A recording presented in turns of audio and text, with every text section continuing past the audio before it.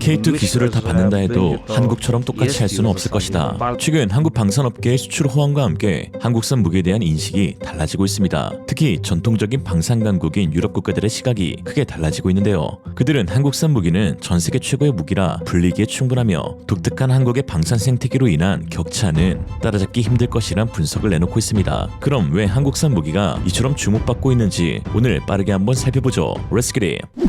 지난 11월 28일 해외 군사 매체 아미 리커그네이션은 한국은 또 K2 블랙팬서를 보내 폴란드를 유럽 내 최강국으로 만들고 있다라는 기사를 통해 한국산 무기의 빠른 납기와 우수한 성능을 주목하였습니다. 다음과 같은데요. 폴란드는 최근 한국으로부터 K2 블랙팬서 6대를 추가로 또 인도받아 현재까지 총 77대를 보유하게 되었다. 다음 달 7대를 추가 도입하여 84대를 갖출 예정이며 1차 계약 물량 가운데 나머지 96대는 2025년 한 해 동안 인도될 예정이다. 계약 체결 이후 단 3년 만에 180대라는 막대한 양의 MBT를 보내주고 있는 것으로 이 인도가 완료되면 폴란드는 유럽 대륙에서 가장 첨단화된 3.5세대 MBT 함대를 보유하게 되어 유럽 내 최강의 탱크 강국이 된다 라고 했습니다. 해외 군사 매체들은 연일 한국의 빠른 납기에 놀라워하고 있는데요. 단순히 납기가 빠르다는 것에 초점이 있는 것이 아닌 빠른 납기가 가능하도록 한국이 구축한 방산 생태계가 놀랍다는 반응입니다. 우리나라는 분단 국가라는 현실 때문에 그동안 전통 무기 생산 라인을 꾸준히 발전시키고 유지해왔고 이에 연간 수백 대를 납품할 수 있는 대량 생산 체계를 갖추고 있는데요.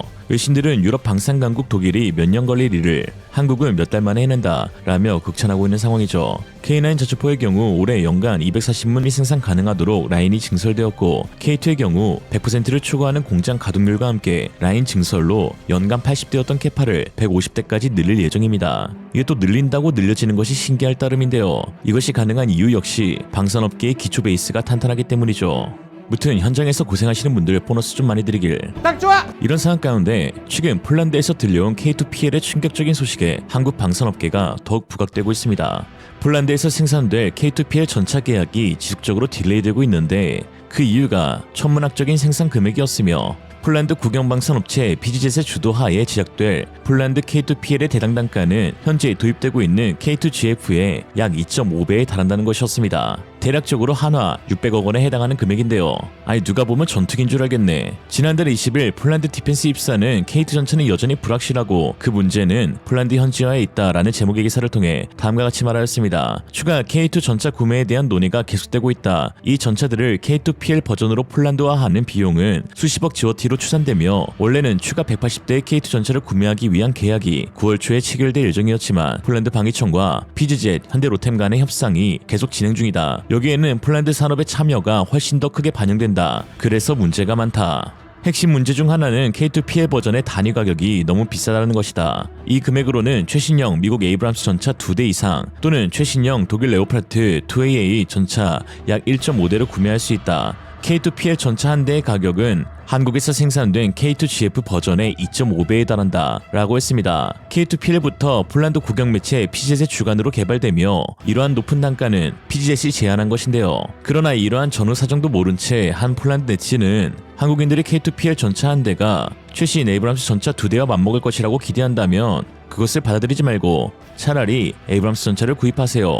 그리고 이것은 처음부터 협상이 부족했던 결과입니다. 그냥 모든 것이 받아들여졌습니다. 어떠한 협상도 없이 또 어떠한 기술 이전도 없이 폴란드 산업에 어떤 혜택도 없이 라고 하였고 이에 대한 반박으로 아니 어떤 한국인이요? 이 가격을 제시한 것은 PG젯이었습니다. 그리고 또 왜 이렇게 높냐고요? 그건 생산 능력 창출, 공장 개조, 생산 라인 구축, 직원 교육 등의 비용이 포함되기 때문입니다. 이러한 일은 저절로 발생하지 않으며 지출이 필요합니다. 불행하게도 무기산업은 돈을 들이지 않고 발전시키는 것이 불가능하죠. 라는 글을 작성했습니다. 또 다른 폴란드 네티즌 역시 K2PL의 천문학적인 가격은 사실입니다. 폴란드 산업에서는 불가능한 현대식 탱크 제작 조립 능력을 구축하는 데에는 큰 비용이 듭니다. 이는 기계, 측정, 장비, 기술 등의 구매입니다. 폴란드 중공업 발전이 수년 동안 지연된 대가이죠. 라고 했습니다. 폴란드 PG젯이 K2 전차의 2.5배에 달하는 높은 금액을 제시한 데에는 단순히 더 높은 성능과 옵션을 추가했기 때문만은 아닌데요. 전체적인 폴란드 방위산업 기반이 붕괴한 것이 가장 큰 원인입니다. 냉전 시기 폴란드는 동유럽 공산권의 주요 군수산업 기지로 대규모 군대를 유치하며 상당한 방위산업 역량을 보유했습니다만 냉전이 끝난 이후 대규모 군비 축소와 함께 방위산업의 수요가 급감했습니다. 문제는 한번 급감한 역량을 되돌리기가 참 쉽지 않다는 것인데요. 방위산업은 공급이 비탄력적인데 무기는 소량 생산이기 때문에 공급처는 짜여진 스케줄에 따라 캐파를 준비해야 하기 때문입니다. 2022년 폴란드 수주에서도 가장 중요하게 여겨진 부분이 빠른 납기를 맞출 수 있는지와 관련된 캐파 문제였죠. 또한 대규모 자본과 첨단 기술이 필요한 진입 장벽도 높은 산업입니다. 방위산업은 막대한 설비 투자를 요구하고 국가가 유일한 수요자로 시장이 제한된 자본 집약적인 산업이라는 특성을 가집니다. 또한 첨단 무기의 개발을 위해 조선, 반도체, IT 등 여러 산업 분야와 관계가 높으며 전후방 산업에 큰 영향을 미치죠. 여기에 기반을 구축했다 하더라도 실패할 확률이 높고 리스크가 큰 산업이 바로 방산입니다. 방위산업은 첨단 과학기술이 요구되기 때문에 일반 제품 생산보다 실패할 확률이 높고 방산 생산 시설의 민수 시설 전환이 어렵다는 점에서 리스크가 크다는 특성이 있죠. 그렇게 몰락한 폴란드 방위산업의 현실은 이번 2024년 EU의 ASAP 프로그램에서 처절하게 드러나는데요. 5억 유로 규모로 운영된 ASAP 방산 지원금에서 폴란드는 전체의 고작 0.4%인 213만 유로만 지원받았습니다. 이는 독일 라인멘탈 한 업체가 전체의 20%를 차지한 것과 상당한 비교가 되는 것이죠.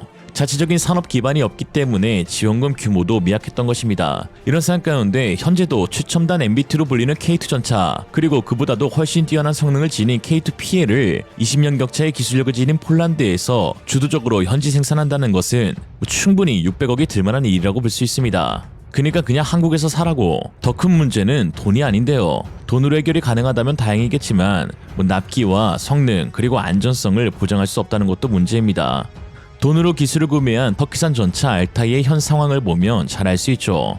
무려 1990년대 중반부터 시작되었던 터키의 국가전차 생산 프로젝트는 현재 25년이 다 되어가는 시점에서 완성이라는 말을 꺼내기가 무색할 정도로 난감한 상황입니다. 2007년에 국제 입찰을 통해 대한민국의 K2표와 독일 레오파르트2, 프랑스 르클레르가 경쟁하여 결국 대한민국이 전차기술 도입국 우선 협상자로 선정된 이후 현대로템의 설계 지원 및 기술 이전, 현대위아의 55 구경장 122mm 활강포 생산 기술 이전, 삼양컴텍의 복합장갑 설계 지원 및 기술 이전, 풍산그룹의 장갑 방호 성능 평가, 여기에 엔진과 현수 장치까지 65% 이상의 부품을 한국에서 도입하면서 금세라도 전차를 개발할 것으로 보였으나 순탄하지만은 않았는데요.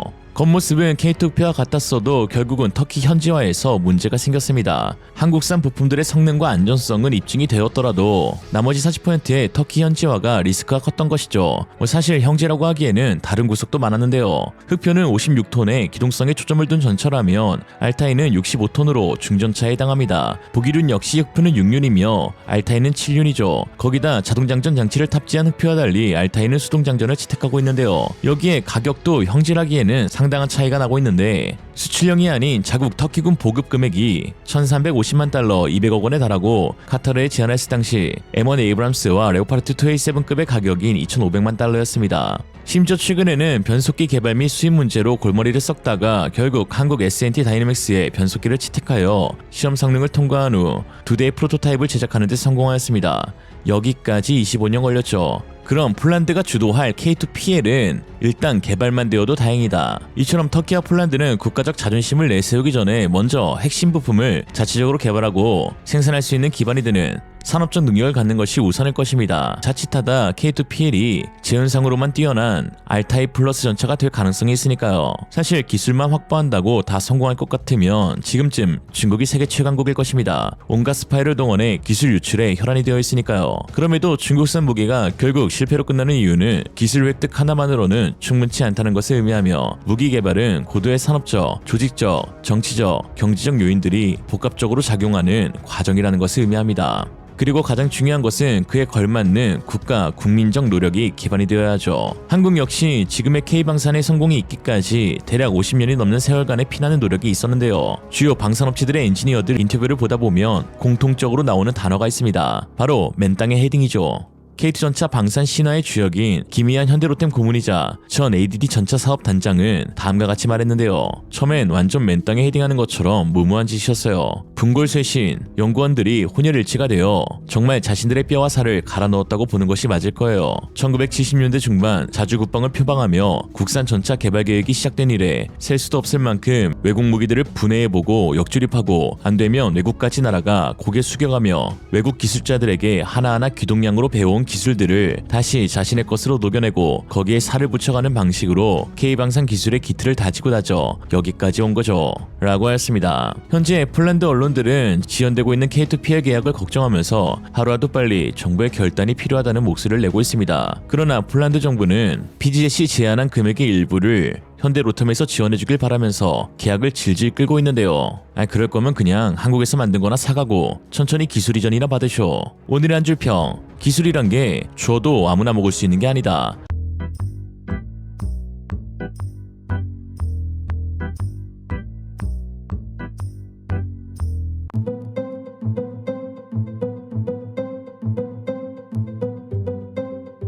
한국은 제발 우리 돈을 가져가 주세요. 2022년 한국과 20조 원 규모의 대형 방산 계약을 체결했던 폴란드의 달라진 태도가 화제가 되고 있습니다. 폴란드는 지난해 말 당시 한국 무기에 대해 비판적인 시각을 지녔던 야당이 새로운 정부를 구성하게 되면서 한국과의 방산 계약이 추가로 진행되지는 않을 것이라는 우려도 있었는데요. 당시만 해도 계약을 파기한다느니 재검토한다느니 말도 아니었죠. 그러나 현재 상황은 완전히 뒤바뀌었습니다. 폴란드 신정부는 오히려 계약이 무산될까 한국보다 더욱 주저하고 있는데요. 이는 한국산 무기의 우수성과 신뢰성 그리고 빠른 납기까지 더 나은 대안을 찾기 어려울 정도로 인정받고 있기 때문이죠.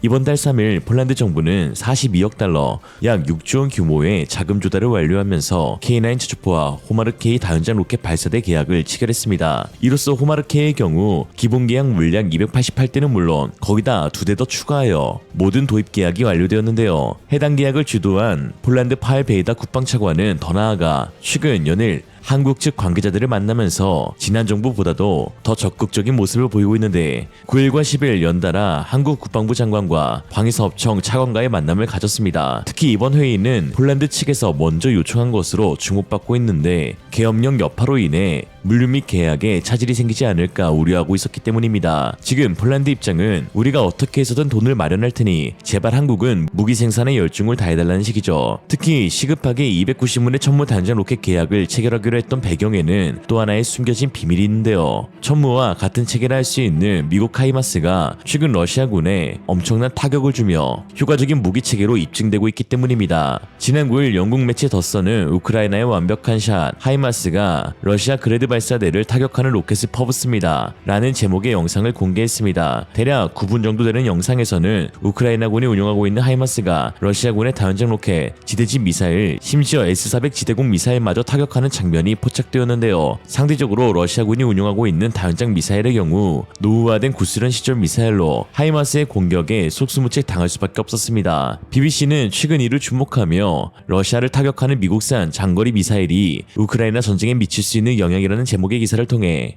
우크라이나군이 보유하고 있는 80km 정밀 유도 미사일로 인해 러시아군은 더 이상 진격하지 못하고 있으며 상대적으로 우수한 정밀도와 파괴력에 전장의 게임 체인저로 불리기에 손색이 없는 모습이다 라고 했습니다. 러시아도 이러한 상황의 심각성을 알고 있어서인지 최근 북한에 다연장 로켓포 100대를 보내달라고 요청한 상황이죠. 야 근데 북한에 손 벌릴 정도면 심각하긴 하다. 하이마스의 효과적인 공격으로 인해 지난달 러시아군의 사상자가 45,680명이 이르는 것으로 집계되었는데요. 하루 평균 러시아군에서 매일 1,523명이 사망 또는 부상당했는데 특히 지난달 28일 우크라이나군 포병 공격에 하루에만 러시아 사상자가 2,000여 명에 달해 이를 규모로는 전쟁 발발 이후 최대로 전해졌습니다. 현재까지 미국이 우크라이나에 보낸 하이마스의 대수는 총 30대, 적다면 적을 수 있는 30대의 하이마스가 전장의 판도를 뒤바꾸고 있고 러시아군은 그 30대의 하이마스에 휘둘리고 있습니다. 이런 상황 가운데 폴란드는 무려 290문의 호마르K를 도입하기로 하였으니 전 유럽에 이목이 집중되고 있는 것이죠. 특히나 천무 다연장 발사대의 경우 포드가 한 개인 하이마스와 달리 두 개의 포드로 구성되어 있어 하이마스보다 2배의 화력을 지녔다는 평가를 받고 있습니다. 예를 들어 하이마스에서 12발 발사되는 239mm 미사일의 경우 천무에서는 24발 발사가 가능하다는 것이죠. 굳이 화력만 놓고 비교하자면 폴란드가 확정지은 천무 290문의 계약은 하이마스 580문과 동일하다고 할 수 있습니다. 이로 인해 현재 유럽 외신들은 폴란드가 유럽 내 최강의 화력을 지닌 국가가 되었다는 보도를 엄두를 내기도 하였죠. 특히나 다연장 로켓에서의 핵심이라고 할 수 있는 로켓 미사일의 공급도 한국은 기네스에 올라갈 정도의 빠른 속도로 납기를 보장해주고 있는데요. 사실 천문 하이마스의 경우 발사대만 있고 미사일이 없다면 무용지물이라고 할 수 있는데 폴란드는 발사대 구매 비용보다 더 많은 금액을 로켓과 미사일 구매에 사용하고 있습니다. 이에 해외 군사 매체들은 제2의 한국이 되어가는 폴란드라는 제목의 기사를 통해 한국이 단 2년 만에 수십에서 수백 대에 달하는 기갑 장비들을 보내주었다라고 하였죠. 또한 네티즌들 역시 한국의 세컨 멀티인 폴란드도 유럽 내에서 최강이라고 불리는 화력을 지녔는데 그렇다면 한국군의 화력은 얼마나 강한 것인가 라며 놀라움을 드러내었습니다. 이번 하이마스에 의해 포격당한 러시아의 지대지 미사일은 BM-21 그라드로 불리는 무기입니다. 무려 1960년대에 개발된 소련의 122mm 다연장 로켓포 시스템인데요. 현재까지 러시아군의 중요한 자원으로 사용되고 있습니다. 러시아와 북한 그리고 중국이 모두 수적으로는 한국보다 우위에 있지만 질적으로는 한국이 훨씬 우위에 있음이 우러전과 폴란드 수출을 통해 드러나고 있는 것이죠. 구소련 시절부터 러시아는 전자공학, 기계공학에서 서방보다 뒤처졌으며 소련 붕괴 후인 현재에도 그 격차는 여전히 크다 할 수 있습니다. 러시아군은 공작기계나 반도체 생산 장비 등 무기 생산에 필요한 장비 등을 상당수 서방에서 도입하고 있었으며 이번 서방의 제재로 인해 러시아군은 더 큰 어려움을 겪어야 했죠. 러시아는 서방 국가들과 적대하는 와중에도 무기 생산에 필요한 부품과 장비들을 완벽하게 자급하지 못하고 있고 이런 상태임에도 불구하고 끝까지 서방을 적대시하고 있습니다. 사실 더 폭망한 것은 그 러시아 기술을 기반으로 만든 중국산과 북한산 무기들인데요. 정식으로 라이센스하여 생산한 것도 아닌 불법으로 기술을 유출하여 개발한 중국산 무기들이라 재원과 실제 성능에 엄청난 괴리가 있으며 특히나 안전성 및 신뢰성이 없다는 평가를 듣고 있습니다. 아시아태평양 지역 안보 전문가인 싱가포르 국제대학원의 리처드 비친거 선임연구원은 중국은 지난 20년 동안 무기 수출 대국으로 부상하였으나 수출품 대부분이 개발된 지 이미 50년이 훌쩍 넘어선 옛소련 시절 디자인을 토대로 한 장갑차, 전차, 발사대, 전투기 등으로 첨단 기술과는 거리가 먼 것이 사실이다 라고 했습니다. 이렇게 말씀드리면 한국도 천궁처럼 러시아를 통해 기술 이전을 받았으니 결국 중국과 크게 다를 바 없다라고 말하실 수 있는데요. 실제로 한국이 러시아제 무기를 투입함으로써 한국군은 러시아의 군사기술과 전술 및 작전교리, 교범을 습득할 수 있었던 것은 사실입니다. 그러나 한국은 거기서 끝나는 것이 아닌 끝없는 연구와 독자적 기술 개발로 한국형 모델들을 차례로 개발해내었고 이는 자주국방의 기틀이 되었다고 할 수 있죠. 불곰 사업이 한국이 달라는 대로 러시아가 다 주는 상황도 아니었는데요. 문자 그대로 컵라면 초코파이를 주고 T-80 받아온 1차 사업 때 에피소드가 워낙에 강렬했기 때문에 러시아가 골수를 빼줬다는 인상을 남겼지만 이건 당대 러시아의 경제 상황이 워낙에 빌빌거렸기 때문이고 러시아의 경제가 정상화된 2차 사업부터는 그리 막 퍼지지도 않았습니다. 이러한 한국의 독자적 기술 개발의 산증인이 바로 천무입니다. 천무1과 천무2의 진화적 개발과 122mm 구룡 무효도 로켓에서 구경 600mm KT진 미사일까지 천무는 지금도 계속해서 개량되고 발전되어 현재 사거리가 300km에서 500km까지 연장하는 개량 사업도 완료가 되었습니다. 이에 기존 천무 도입국인 중동과 폴란드뿐만 아니라 세계 각지에서 사거리 연장이 주목받고 있습니다. KT짐은 북한의 지하갱도나 지도층 도피처를 원거리에서 정밀 타격할 수 있는 무기로 김정은의 천적이라고 할 수 있는데요. 사거리 180km인 KT짐1은 2019년 개발이 되었고 이어 개량형인 KT짐2 개발이 현재 완료되었습니다. KT짐2의 사거리를 늘리는 이유는 중동 국가들의 요청에 있는데요. UAE는 2017년 9천억 원대 천무를 수입했고 사우디는 1조 원 규모로 들여와 예멘 후티 반군과의 전쟁에 실제 투입하였습니다. 그리고 성능에 크게 만족한 중동국들은 원거리 공격을 위해 사거리를 늘려줄 것을 요청했죠. UAE의 경우 500km인 KT짐을 활용해 이란 본토를 직접 타격할 수 있게 되었습니다. 하지만 국제 다자간 협의 체계인 미사일 기술 통제 체제의 규정 탓에 수출용 미사일 사거리 제한이 300km로 걸려 있었는데요. 다만 정부는 수입국이 대량 살상 무기로 활용 의도가 없다는 점을 입증하면 규제를 피할 수 있다는 우회 방법을 채택하기로 했습니다. 이는 곧 천무의 수출 경쟁력이 향상되는 것을 의미하기에 천무의 또 다른 수출 잭팟 소식도 기대해 볼 수 있을 것입니다. 오늘의 한 줄 평, 하이마스 보고 놀란 가슴, 천무 보고 나주 까무러친다. 백문의 K9 구매를 위한 막대한 예산을 승인한다. 인도가 결국 결단을 내렸습니다. 지난 12일 인도 내각위원회는 100대의 K9 저축포 도입을 위한 760억 루피, 한화 1조 2천억 원 규모의 프로젝트를 승인했습니다. 인도 매체 애니뉴스는 K9 바지라는 메이드 인 인디아 프로젝트에서 가장 큰 성공을 거둔 무기체계로 대다수는 인도 히말라야 부분에 중국 전선에 맞서 배치되었다라고 했는데요. 지난 2018년 인도는 자국 방산업체인 라스렌토브르사에서 라이센스 생산하는 방식으로 K9 자주포를 도입했습니다. 7억 5천만 달러의 백문 수출, 대당 750만 달러로 국내 양산가보다는 비싸지만 면허비용과 기술 이전 요등이 포함되었다고 추정되어 단순 비교는 어렵습니다. 당시 인도군은 중국의 SH-1 자주포를 구입한 파키스탄을 견제하려 K9을 도입하기로 결정했고 파키스탄 국경 인근 사막에 우선 배치 완료했는데요. 그러나 현재 거의 대부분의 K9은 중국과 인도가 국경 분쟁을 겪고 있는 히말라야 고산지대에 배치되어 있고 실제로 이를 위해 인도군은 3개월에 걸친 고산 적응 테스트를 실시했는데 이러한 요구에 100% 충족했던 K9은 그 뒤로 즉각 투입된 것이죠. 중국과 인도의 국경 분쟁은 100년 전 영국이 설정한 해발 4,000m의 국경선 맥마는 라인이 발단이 되었는데요. 또 영국 너냐? 지난 2022년 히말라야 라다크 가란 계곡에서 중국과 인도 간 수십 명이 숨지는 유혈 충돌이 벌어진 이후 인도군은 해당 지역에 대한 군사 투입을 대거 확충하였고 그 일환으로 K9 자주포의 배치가 신속히 이루어졌습니다. 하늘과 가장 가까운 곳이라는 라다크는 히말라야 산맥에 위치해 있는 고산지대로 마무스 통캉리나 사제르 캉리 등의 해발 7,000m급의 고봉들이 즐비하고 중심지인 레 역시 해발 3,524m에 위치해 있습니다. 워낙 지대가 높다 보니 인도에서 가장 추운 지역인데요. 레의 1월 평균 기온은 마이너스 8.2도로 러시아의 모스크바보다도 낮습니다. 이 지역에 있는 드라스에서는 1911년 인도 역대 최저 기온인 마이너스 52도가 기록되기도 하였죠.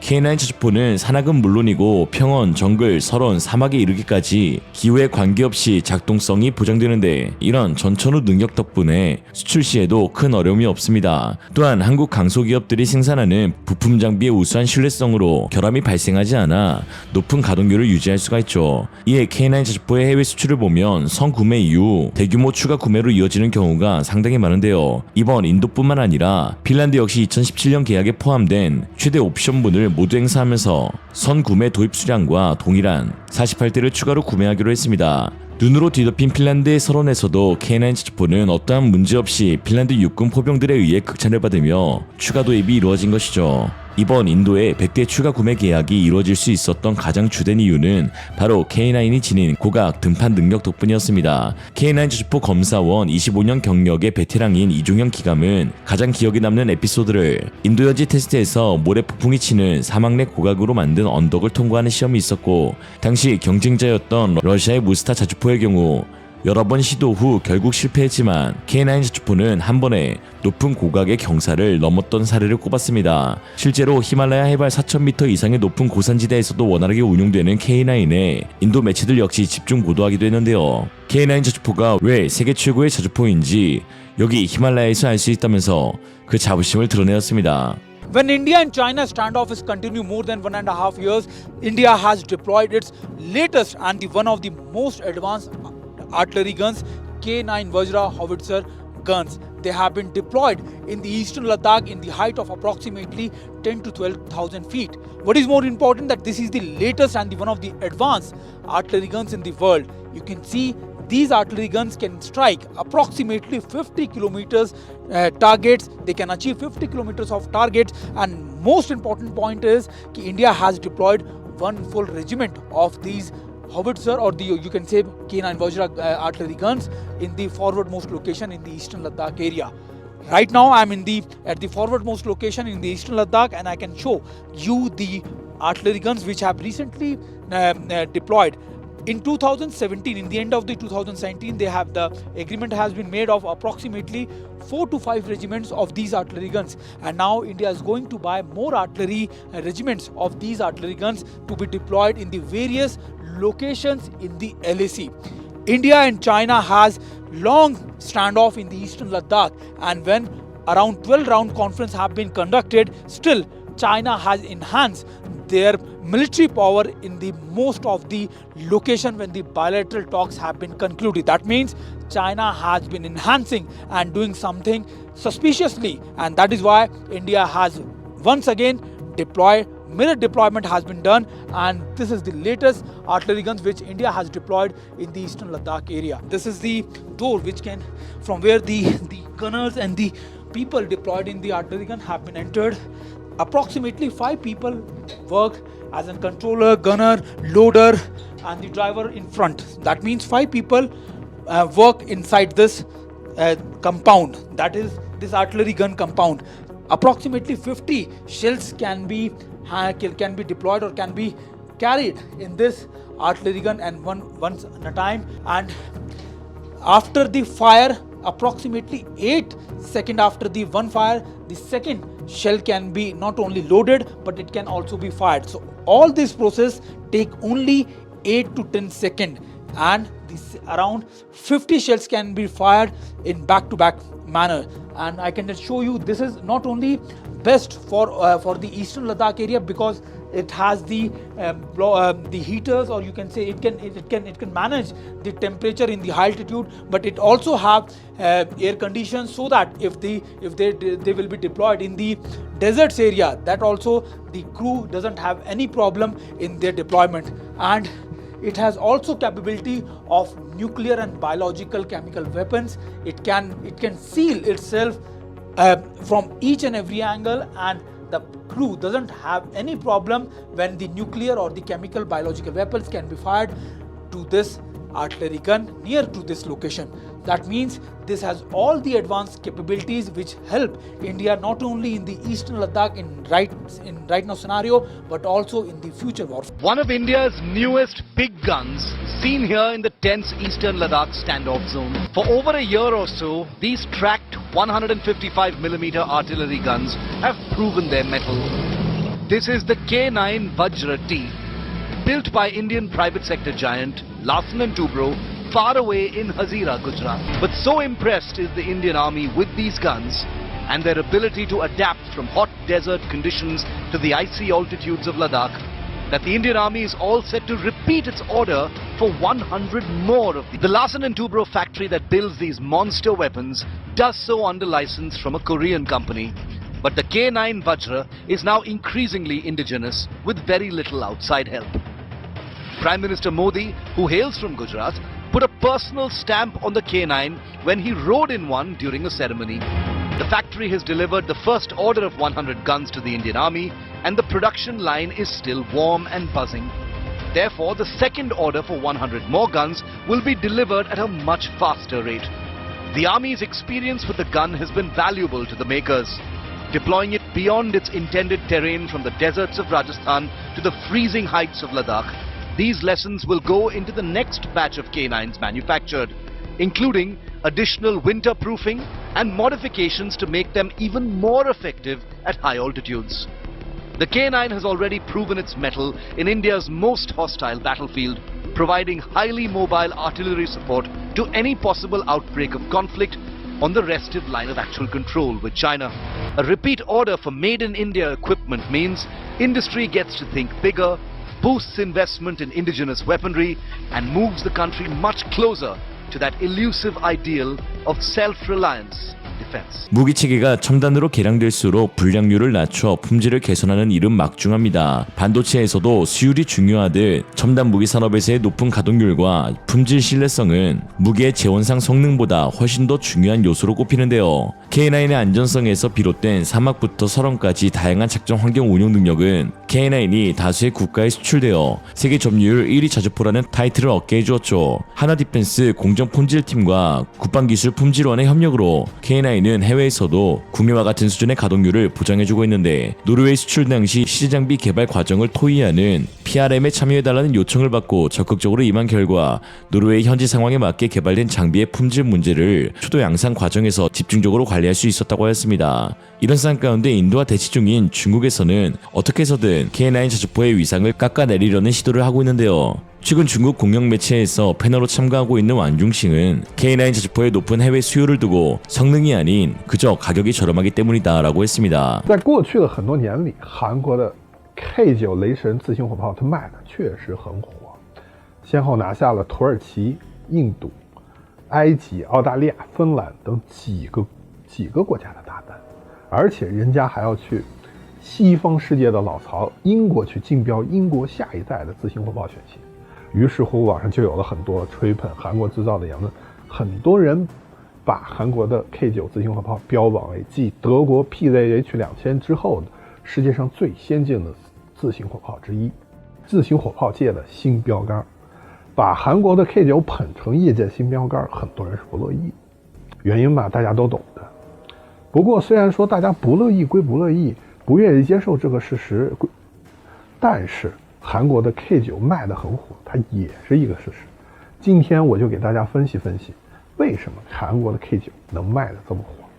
在过去，美国以及西方的几个强国长期占据了国际军火市场上的大头，他们一方面垄断着先进技术，把先进武器卖得跟黄金一样贵，另一方面又长期的以国防援助的形式去搞过剩产品的半买半送，去抢占市场份额。然而冷战结束了，各国的防务需求它都没有以前那么大了，而且他们的经济情况也没有那么多余钱去发展军事了。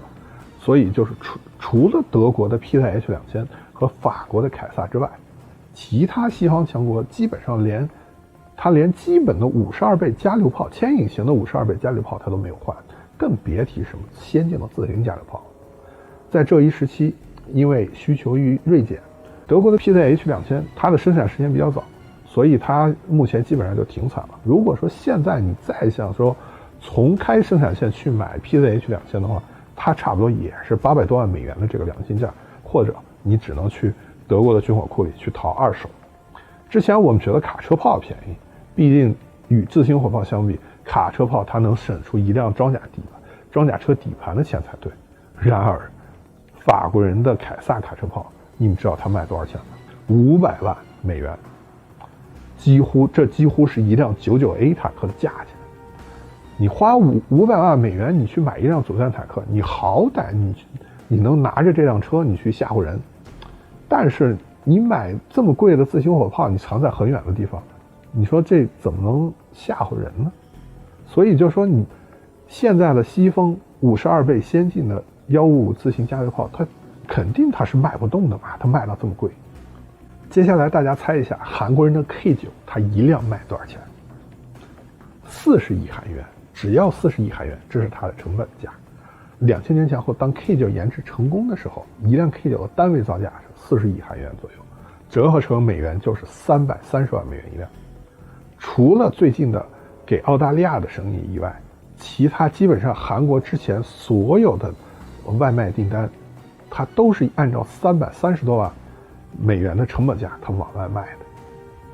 与之前动不动700-800万一辆，上千万美元一辆的西方先进自行火炮相比，你说韩国人这样的价钱 K9 怎么能卖得不火呢？ 부러움과 질투가 섞인 반응과 함께 최대한 평가절하하려는 모습이 아주 인상적인데요. 라다크 지역은 앞서 언급했다시피 사막, 고산, 자갈, 언덕, 호수 등 대표적인 험지로 불리는 곳인데 이곳에 배치된 중국산 자주포가 다름 아닌 차륜용 자주포 SH-15라는 것입니다. SH-15는 155mm 차륜용 자주포 6x6 세미트럭인 CTF-181 위에 포탑을 올려놓은 형태입니다. 그러나 차륜용 자주포는 궤도형 자주포에 비해 험지 돌파 능력이 뒤떨어질 수밖에 없는데 궤도형은 지면에 접촉하는 면적이 차륜형보다 훨씬 넓고 그로 인해 지면의 압력이 분산됩니다. 이로써 특히 불균일하고 험난한 지형에서의 이동이 유리해지게 되죠. 또한 궤도형은 지형에 근접하게 맞닿아 마찰이 크며 이로 인해 훨씬 더 큰 견인 힘을 받을 수 있고 특히 K9과 같은 최신형 궤도형 자주포에는 동적 궤도 장력 조절기가 탑재되어 있어 습지나 미끄러운 피면에서도 자동으로 접지력을 분산시켜 그 안전성을 유지할 수 있습니다. 그러나 차륜형은 그렇지 못하죠. 중국은 SH-15를 최첨단 자주포라고 자랑하고 있지만 최근 공개된 영상에서는 오히려 허점들만 드러나고 있는 실정인데요. 차륜형 차체가 반동을 잡지 못해 정확도가 떨어지다 보니 스페이드 지지대를 꼭 내려야 하는데 여기에만 1분이 넘게 소요되며 특히 자동장정 장치를 장착하고 있지 않아 포병들이 일일이 하나씩 포탄을 옮겨야 하는 치명적인 문제점이 있습니다. 중국의 궤도형 자주포인 PLZ-05의 경우 스페이드 지지대가 없이 즉각 발사가 가능하고 자동 장정 장치를 탑재하고 있어 분당 6발의 빠른 발사가 가능한데요. 그렇다면 왜 중국은 중국은 기동성, 화력에서 크게 불리한 차륜형 자주포 SH-15를 해발 5,000m가 넘는 고산지대 라다크에 배치한 것일까요?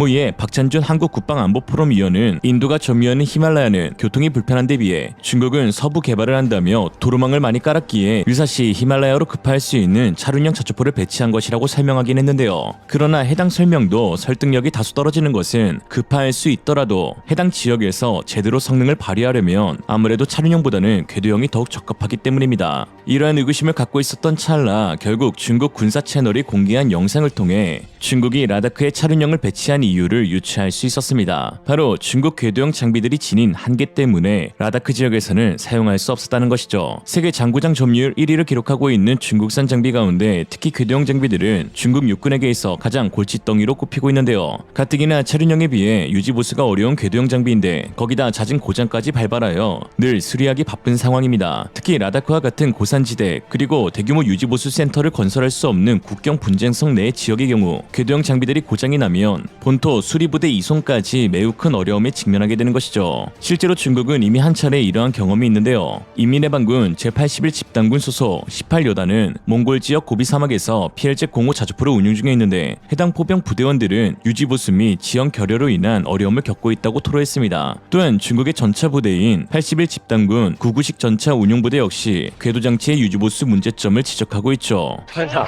今天6月飘雪，冷不冷啊？还行，还行啊没遇到的天气。当记者第一次参观李宁所在的战车，就感受到了他对战车发自内心的热爱。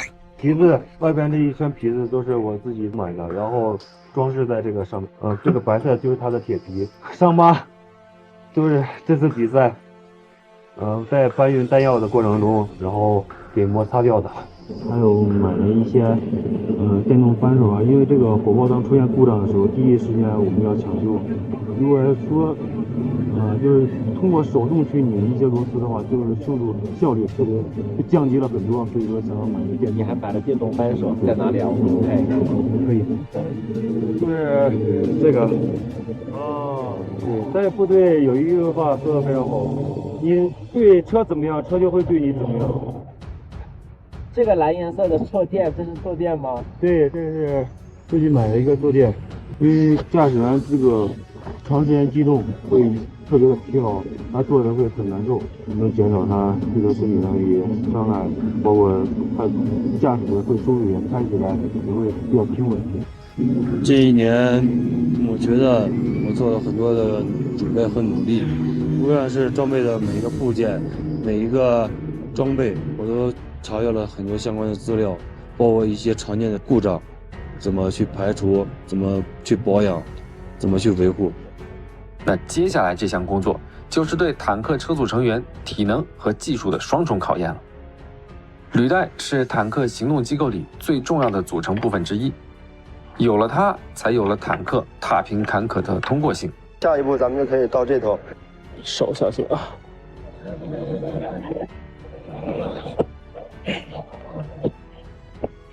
就这样，一个个松开固定履带的螺栓，我感觉每一个都需要用力到眼冒金星才能拧动。有时候甚至还拧不动。你正常要是换一片履带片的话，大概多少时间？大概3个人的话是30分钟左右吧。30分钟左右是吧？它这里面就是装的时间会多一点吗？还是？这个是拆的时间多一点。拆的时间多一点啊。这个扶着点下边就往起推一点。哦，这样就扶住了，拖着一点，紧住就可以了。好，这样就可以了是吧？哇！来看一下，这就是我们刚才费半天劲拆下来的一片这个履带板。因为在土地训练场里跑过，履带上就会嵌进去大量的泥土。要在维护工作中去掉这些泥土，一个有效的办法就是摔。举到头顶一块，然后往地上摔。一般摔是摔不坏的。您可以到这边空旷的场地上面可以试一下。我先轻点吧。对，对，它这个土一震就掉了。